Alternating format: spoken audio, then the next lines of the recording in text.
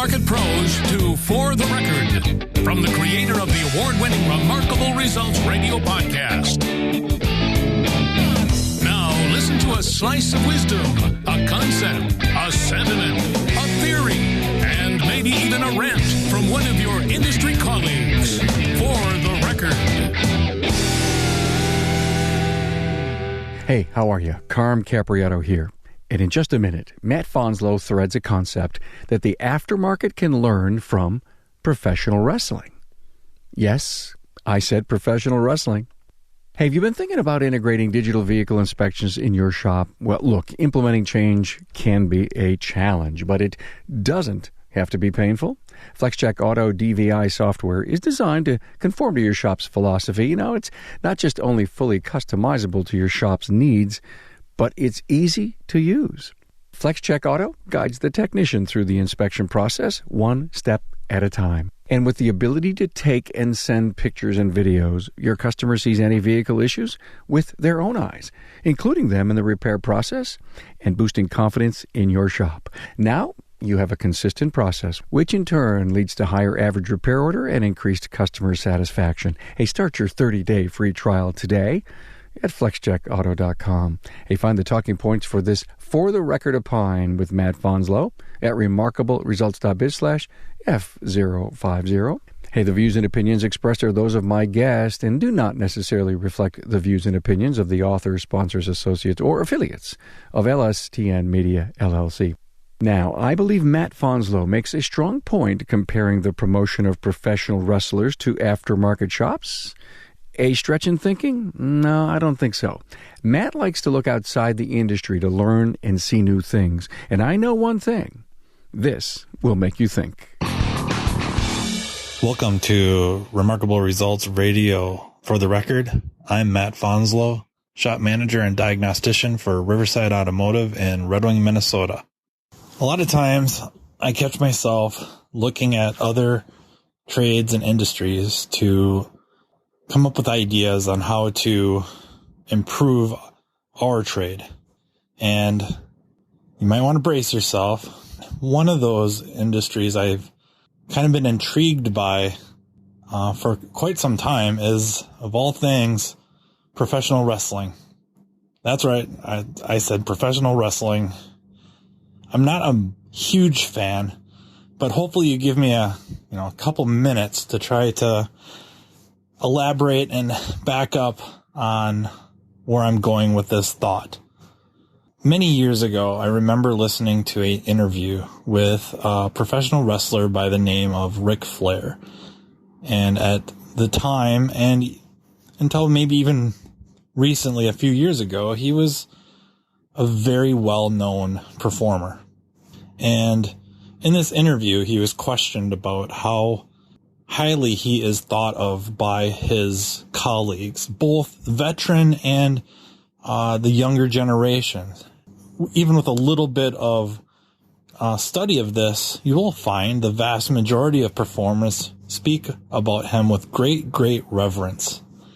And the question was, why did he think that was the case? And his answer was, when he first started out, the system, without getting too historical about professional wrestling, was they had territories. It wasn't nearly as national as it is now with the WWE and formerly WCW, those type of big promotions. They were made up of much smaller promotions divided by region.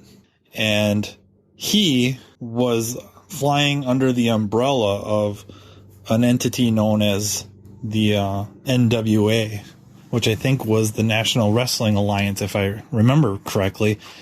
And his job was, as champion of all these territories, or like the main champion, was to go from territory to territory and wrestle each territory's champion. And he would try to make these other champions look good. Well, during his promos, where they would get up in either front of the camera or in front of a crowd, they'd do a promo, and that's where they would talk trash or whatever, just like fighters now, boxers, UFC, MMA type fighters. You get up and start talking smack about the other guy. Well, historically, he looked at past champions, and it was basically, I'm going to win because you suck. That's really what it came down to. And he felt like that made no sense. To him, it made much more sense to kind of build the other guy up. Not a lot. Not to say, oh my gosh, you're so great, I'll be lucky to win. But really it was, you're very good. I'm fearful of this move. I'm respect your strength or endurance or whatever the case may be for that character. But I'm a little bit better. And that was the key. I will find a way to beat you. I'm a little bit better. He felt like that way when he left that territory, and he was most likely scripted to win, that he left that territory with the champion looking good. It gave fans a reason to go see that champion fight or wrestle or perform, rather than leaving and A, he ran that champion into the ground, and B, so what? He beat somebody that sucked.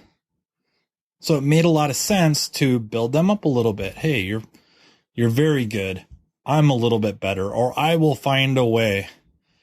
And where all of this is going, I hope maybe you've connected the dots already, is when you're in the front counter and you're talking to a customer who's disgruntled and maybe talking some smack about, shop B, that it occurs to you, I'm not saying to put over the other shop big time, but I'm saying to maybe not run them into the ground, bump them up a little bit, build up that shop a little bit.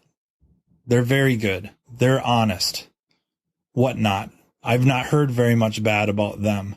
I know them. They're really good people, whatever that may be. Again, not saying to go over the top, build them up a little bit and say, but also, suggest that maybe you're a little bit better. Maybe one of your guys has more experience in whatever that car is, or that car line, or that issue, or maybe you have some equipment the other shop doesn't have that will give you a little bit of an edge. Again, put yourself over too, but maybe don't run the other shop down because, okay, you succeed in repairing the car. Well, now you're better than a shop you just ran into the ground. That doesn't make any sense. Build them up a little bit.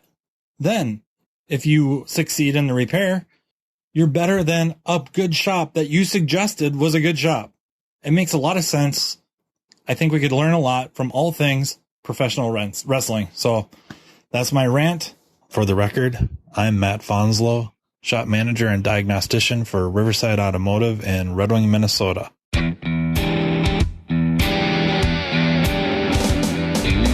Thanks for listening to For the Record from Remarkabl Results Radio. Subscribe to the show on your favorite podcast listening app. Find all Remarkabl Results podcast content at remarkableresults.biz. Remember, your learning curve never sounded so good.